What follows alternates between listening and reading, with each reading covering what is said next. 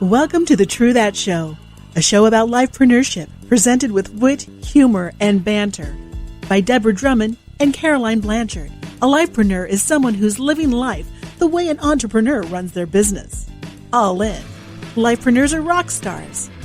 Lifepreneurs are people who are brave, who risk, who live full on, who think out of the box, who win this thing called life. Lifepreneurs are around us every day. They are everyday heroes. Join Deborah and Caroline, these two stage-walking women who tell it like it is. You'll learn from the most incredible lifepreneurs who will inspire you to be the best version of you. Now here are your hosts. Hello, welcome back. Thank you so much for our listeners and our viewers. We're very excited today. We are going to be speaking with someone that is kind of taken me down a little bit of memory lane. If you want to venture back to when you were a teenager, because that's what's going to happen when you hear Erin share today, but Caroline. So Erin's got together a pretty amazing project, and we're going to hear more from her. But you know what? It was funny as we were talking to her earlier today. It reminded me of the interview that we just did last week. We did that interview on passion and, where our ideas come from and what we do. And somehow we were you called me Blondie, which made me think of a cookie. I called you Brownie, which was interesting, a cake. And you're like challenging me that Blondies actually exist. And I still have to prove it to you. But when I was talking with this woman, it reminded me of the Archie's comic, because we're kind of going back in time. And, she's got this great product out for being a teenager and the influence that people have on you as a teenager. And we were chatting and I was like, oh yeah, Julie from Love Boat. And, I was thinking, oh my gosh, Blondie, Brownie, I could be like, you're Veronica, I'm Betty. Just had me down this now you just lost 70% of the audience. People, what she's talking about, Veronica and Betty, comes from a comic book. So that used to be a book that we would buy that had drawings in it telling a story. I don't even know if it still exists with cartoons. And that was a popular one of Betty, who was blonde, Veronica, who was a brunette, and they were both going for Archie, who was ugly. Honestly, I never got the idea of why were two women going after him. But that's a side story. And the Love Boat, that used to be when television was invented. They had that show. No, honestly, the Love Boat, I was almost in my diapers. So, because I remember I was pretty young, kindergarten-ish. So anyway, so sorry, people, this was a, travel in history. What we're going to talk about today is actually self-esteem. And you know what? I'm not going to give away everything that we're going to say, but self-esteem is a big deal. And we hear so much about it. And yet I think it's the thing that we struggle with the most. So one of the big reasons is why, is it still something that we struggle with the most, since we have all this information on it? And why is it a component that keeps going generation after generation after generation? It was there with the Love Boat, and it's now here with, TikTok. It's all of the same things. And I remember, actually, a little story for you guys. When Deb and I met, I guess she was not used to having someone that was a bit sarcastic with her. Because I remember, and she doesn't say it anymore. I guess she got used to it. But in the first year, she was just like, wow, you're good for my self-esteem, eh? Because instead of complimenting her, I would just tell her what I thought. So, Deb, do you remember those good days? Yes, I do. And thank you for giving the this piece of history.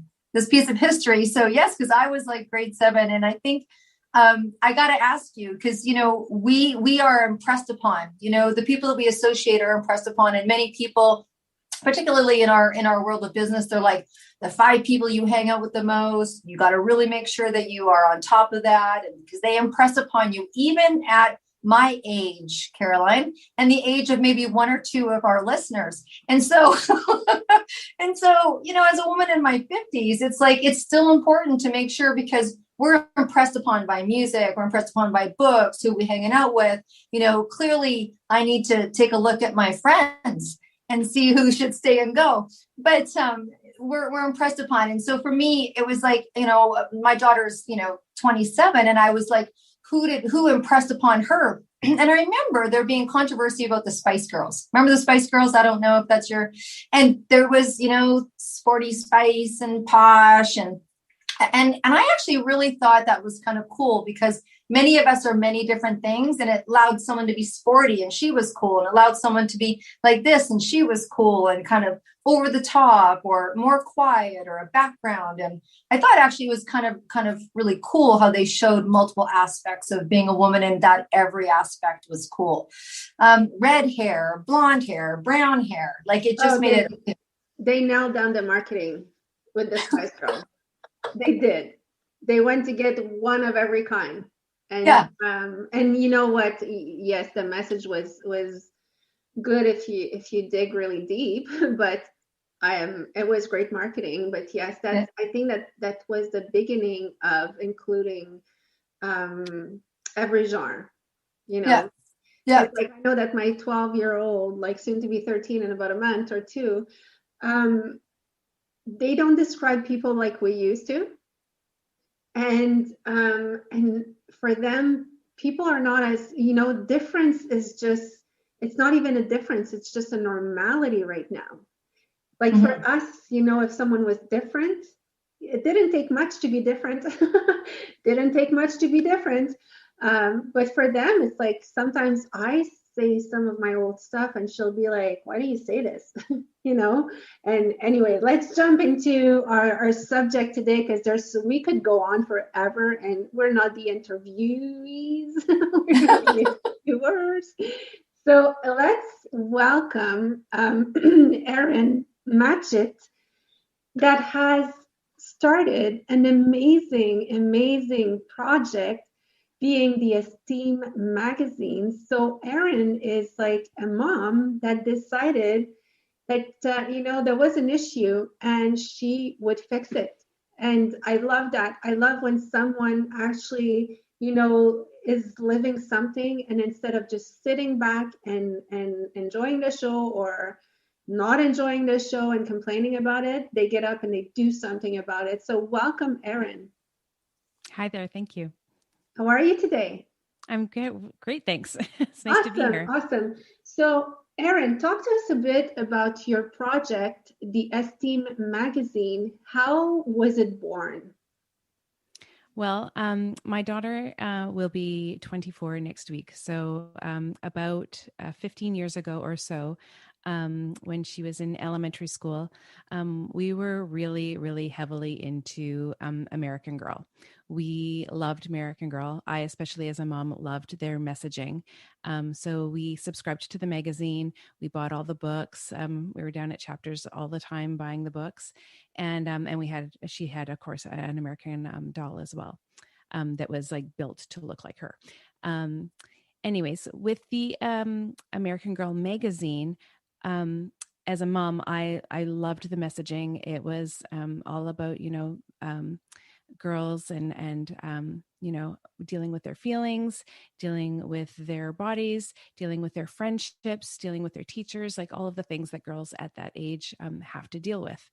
And then, when she outgrew the American Girl magazine, it just seemed to me as a mom a dramatic and inappropriate leap to the teen magazines that were available. At that time, I think like Nicole Richie and Paris Hilton were featured on the magazines. And those were not the role models that I wanted for my daughter. And the content in the magazines were, about losing your virginity, and, the Q&As were, my best friend stole my boyfriend. And, it wasn't centered around building self-esteem at all. It seemed about to be almost about crushing your self-esteem. Like, how can I measure up to these inappropriate and unattainable role models? Like, I'll never be that skinny. I'll never be that rich. What would I do with my life, sort of thing, if I'm not going to live up to those ideals?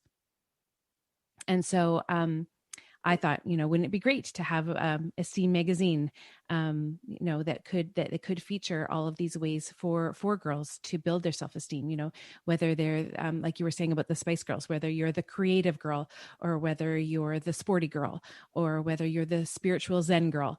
How are you going to build your self-esteem and define yourself? But of course, I didn't have a background in media or marketing or publishing or anything like that. And so the idea at that time just sort of died. And then last year, I was unfortunately laid off from my job in March, and then invited back part-time in May till the end of the year. And so for the first time in my life, I had these extra hours. I'm also heavily involved in musical theater, so there was like no musical theater anymore. So I had all this time on my hands, and my daughter decided to help me kind of resurrect the idea. So we built the website and launched it, sort of a soft launch last October. And since then, since the beginning of November, I've been trying to release an article related to like one of the categories of self-esteem every Sunday, and then every Thursday releasing like a video to support the article. So it's been a lot of fun, a lot of like just diving into the internet and researching all of the different categories and trying to find the videos to support the articles has been a lot of fun as well. So at this point, I'm just always looking for contributors, like, women to share their story.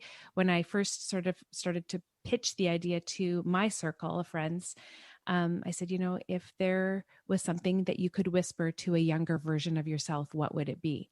And so that's like one of my favorite writing prompts, like within one of the categories, like, what did you need to know about finances when you were that young? Like, do you wish that you'd started to save a little bit more, like your little nest egg then?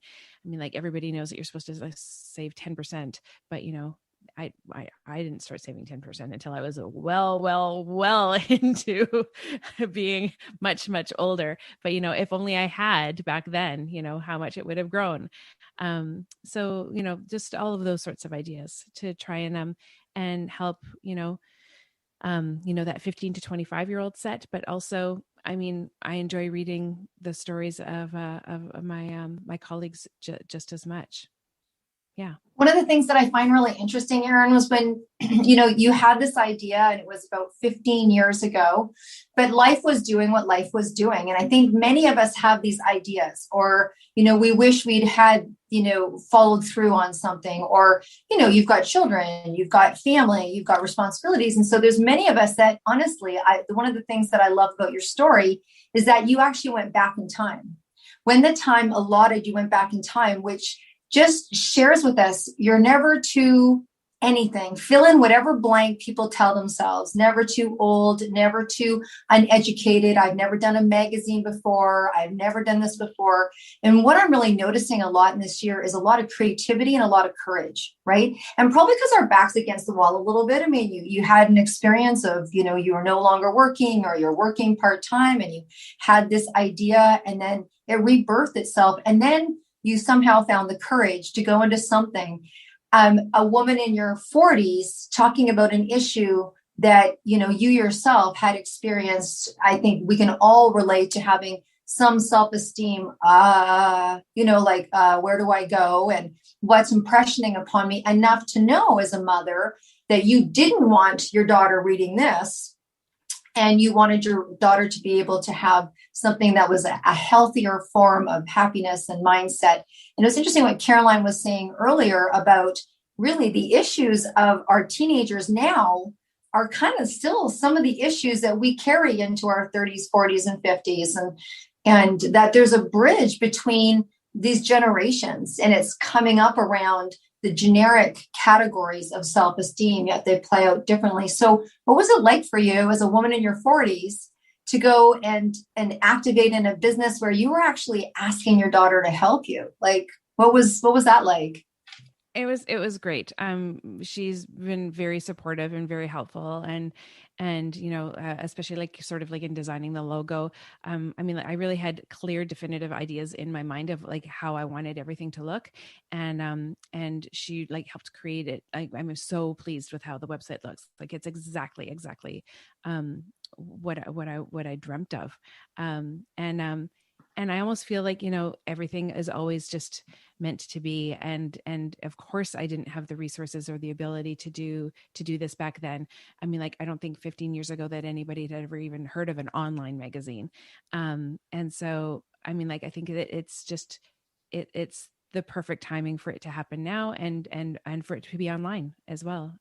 Yeah, I'm really pleased with it. But what I find special about that, Erin, and I congratulate you for that, because, in the intro, I said she found she had an issue, and instead of just watching it, sitting there and watching it, she actually did something about it. But we have to say that all of this happened while your daughter was going through it.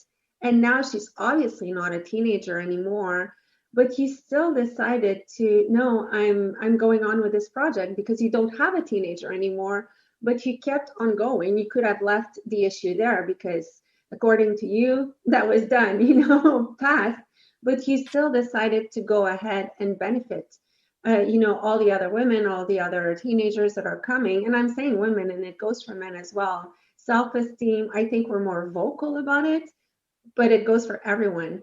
But so my point to this is that you probably realized at some point, that self-esteem issues don't just go away. They stay with us if we don't do anything about it. And what was your experience with your own self-esteem that at some point probably also triggered something of like, hey, if I'm still dealing with some stuff, maybe it needs to be corrected at some place or supported? Or what's your personal story with self-esteem? Well, for about 2 years ago, as I mentioned, I do participate in musical theater, or at least I try to. And what I mean by that is, that you're auditioning, and so like your participation isn't always sort of like permitted. Sometimes you get a no and you get rejected, and I started in the theater world like at a very early age when I was 10 years old, and for some reason, I mean, I don't know if it's just that the roles aren't there for me anymore as like I'm aging, or like if the competition is stiffer with a younger crowd, like coming out of like universities, like just turning them out like a puppy mill. But I was on this string of no's, and I was like, I think almost like at 8 no's, and it was like really devastating. And with each no, I was taking it harder and harder and taking it personally, like and wondering, like what was wrong with me, like what's happening. And I realized, like if this is something that I want to continue with and something that I want to continue to be involved with, continue to pursue, that like I have to like start with a healthier mindset. And so like if I was living life, like busy life, living it, at a 3 or a 4, and if a no is going to take me like, negative 10 points, like you're living in a negative balance on your emotional bank account. So like, I felt like I needed to find some way to live at like a 9 or a 10 and live with like a higher, healthier self-esteem, and a higher level of like happiness in my daily life. So that like, if I did get a no, like it wouldn't be so devastating. Like it wouldn't take me into like the deep, dark place. And so I had read at that time, The Happiness Advantage, which I'm all about self-help books. I love self-help books, but the thing about this one was that, it was based in Harvard research. And so I started to like apply those principles to my life, and I found that it really helped. But I mean, I think that for everybody, life is definitely going to have like its ups and downs. Even last year with the pandemic and, losing my job and then coming back part-time, I mean, like that was hard again. Like, and like I would like lie awake at night thinking like, how could I be loyal? How could I be competent? How could I be reliable? And this happened to me anyways. So, I think that the self-esteem struggle is is sort of worldwide, like women and men. But I really felt that I wanted to start this just to, I mean, I in the dressing room at the theater, like there's a lot of women sharing their stories, especially like, you know, the older women to the younger women.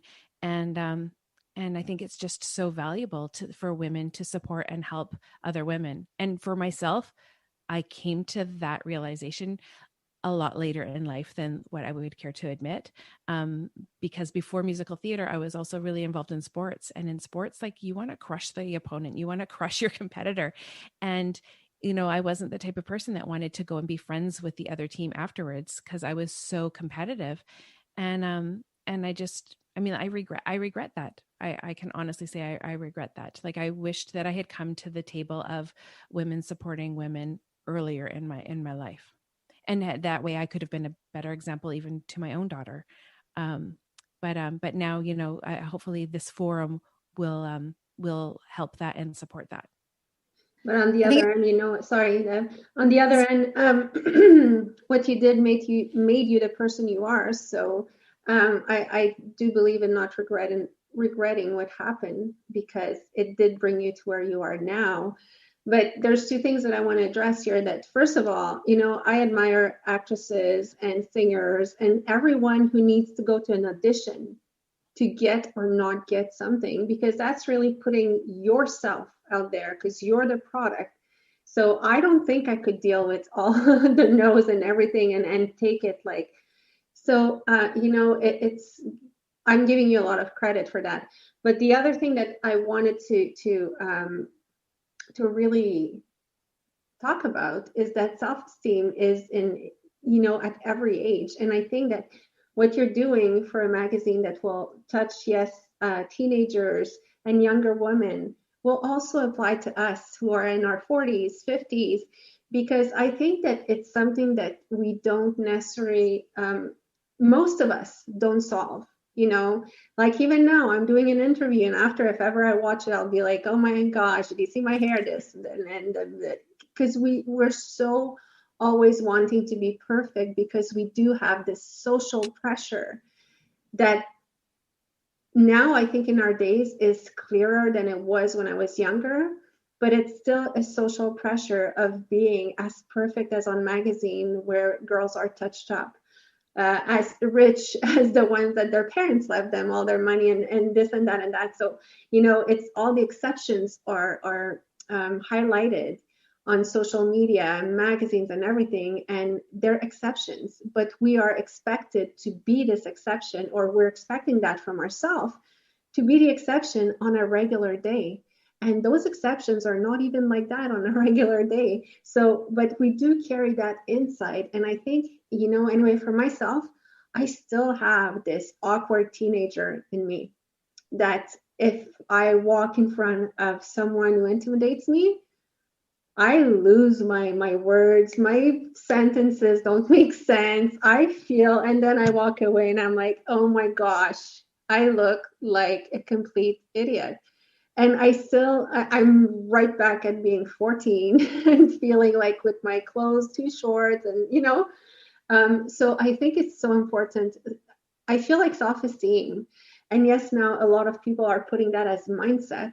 I think that mindset is the new word for building your self-esteem. You know, it's sexier, it's better for marketing and everything, but it's so huge to fix that. Or not to fix that, to understand it, because I have this 12-year-old going on 13 and I have this 20-year-old.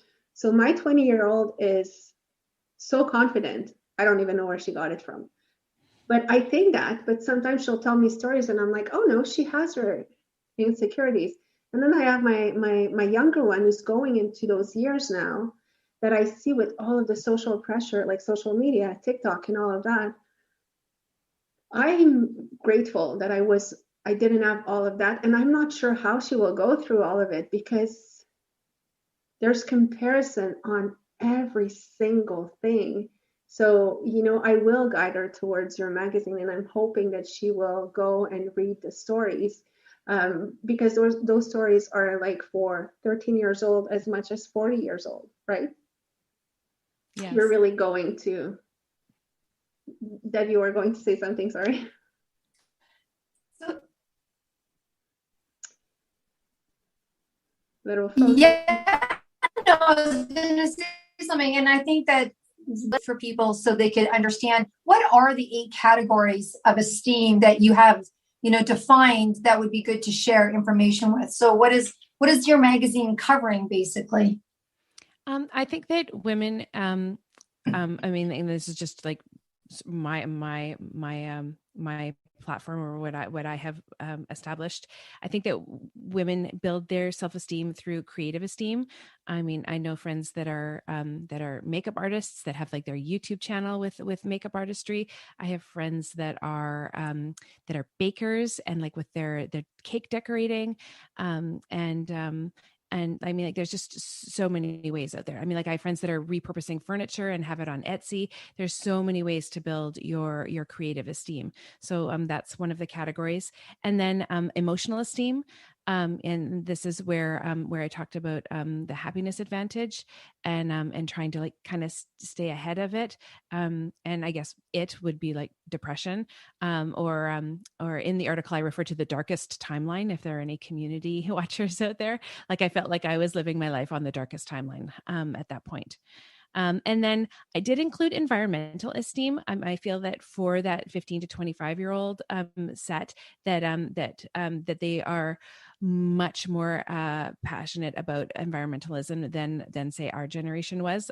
And one of my first articles that I wrote there was environmentalism requires intention. And for me, like, it is something I definitely have to think about all the time, because it's not something that we grew up with or that came natural to us. And then financial esteem. Like I had mentioned earlier, I know that there's financial advice out there, and I'm just encouraging people to sort of like follow it earlier in their lives. And I did find, I'm not an expert in financial advice at all. So I did do a lot of research on trying to find experts in the financial area. And one of them is Clever Girl Finance, which was this great site that I found in the States. And they have little YouTube tutorials, and they also have resources.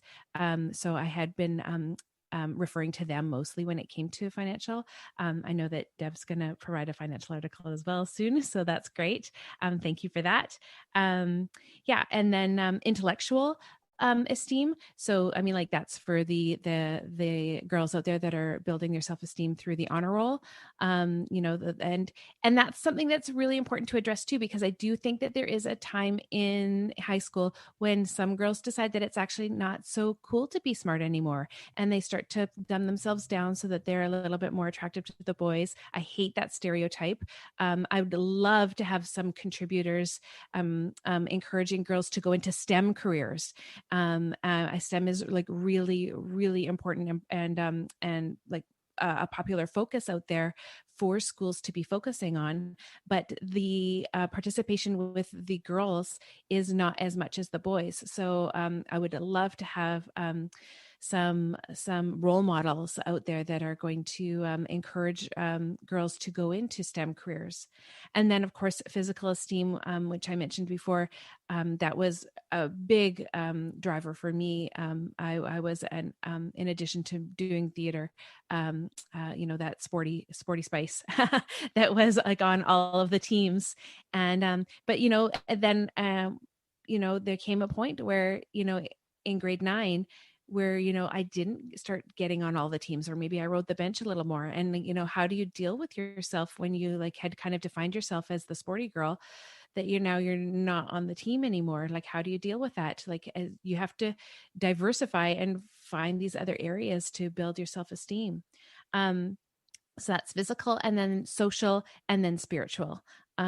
So the social aspect, a friend of mine, Lindsay Britton, recently contributed an article about friendship breakups. Like, there's lots of information out there about like breaking up with a boyfriend, but what about like when you have a friend who doesn't always like make you feel the best about yourself, or there are some toxic friendships out there, and sometimes it's time just to let that friend go if they don't make you feel good about yourself at the end of the day.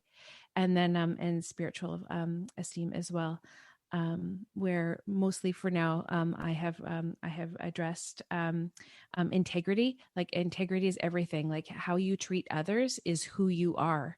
And then also, just like regardless of what your like religious practice is, just that the golden rule is everything. Like, kindness is everything, and treating others how you want to be treated, regardless of anything.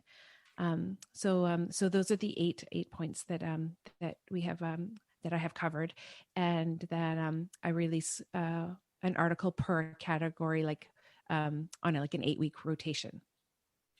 That's incredible. I mean, I'm so impressed on the information that will be impressed upon a generation. And like you said, it's a vast magazine, and it's impactful in so many ways. Like, I just see you truly as a major key player, as a lifepreneur to entrepreneur. We know at this point, this is a major passion project for you, and where that passion project can go, I think, is the exciting piece for people like myself and Caroline, who we get to interview.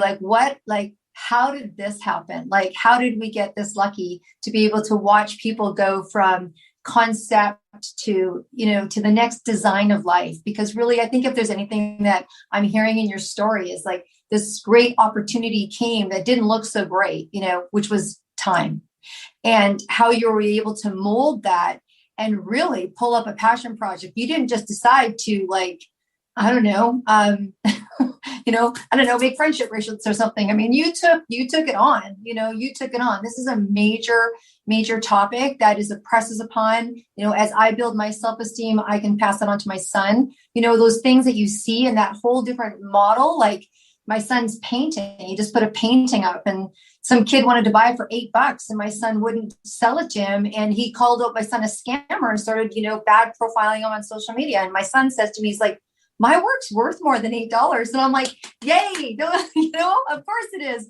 But it was there was no brainer. It was a no brainer. And I think about, just in comparison to, where did we find our value? Where did we start to think that we were okay with who we are and what we are? I mean, it's such a different generation. And I think you're going to be bridging a lot of gaps. I believe you're going to be bringing generations together and making impression. I'm super excited to where this need in the marketplace that's been for a long time came together with a passion project, and how that's going to, it's like it's like tentacles, right? It's like, it's really going to impact. And I believe that you're going to be creating a lot of inspiration. So as a passion project, kind of lifepreneur, I'm very excited to staying in touch. And I definitely can see how there would be a second and third article, and the research in depth. I mean, when I said 8 categories, I was like, wow, look at you go, that's really incredible. So I know that probably Caroline has a few things to say. I think that you've really shared even some insight, and I'm sure there's some people that are listening. They're like, man, I wish that was all in one book. And so I'll pass it over to Caroline if Caroline has any last question, but I absolutely want you to share with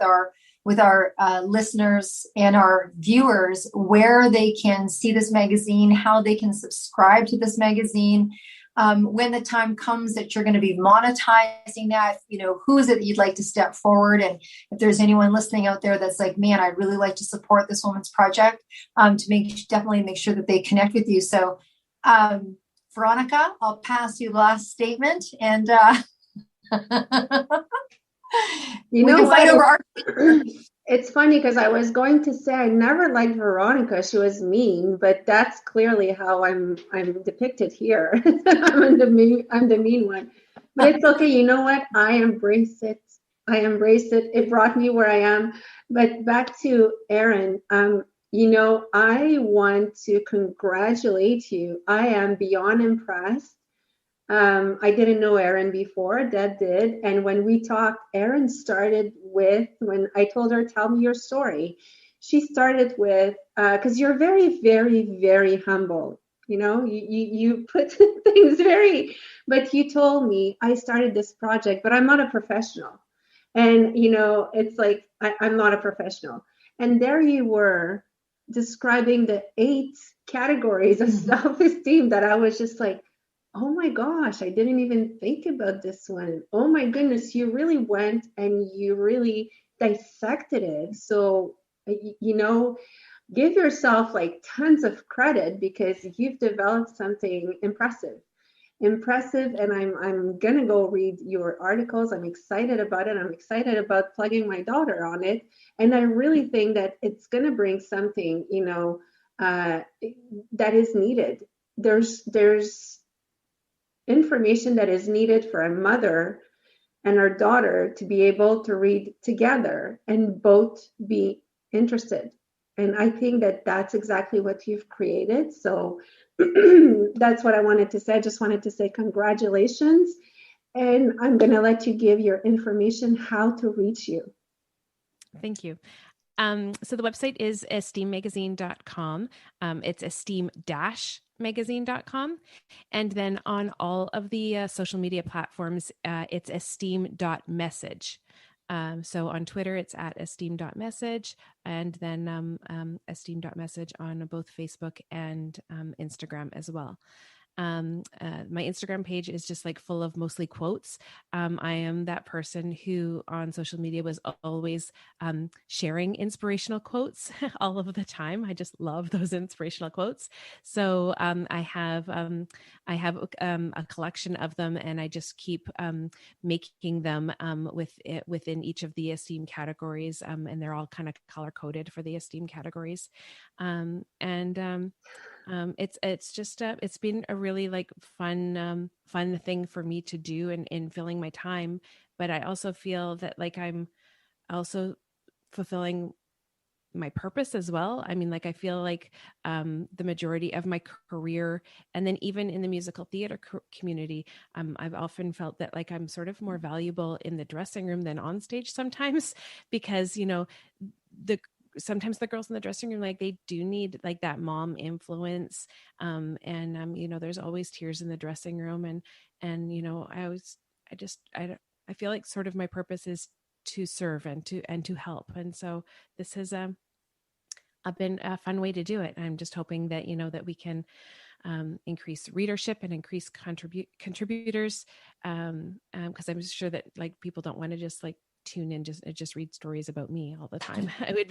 I would love to diversify and have additional contributors as well.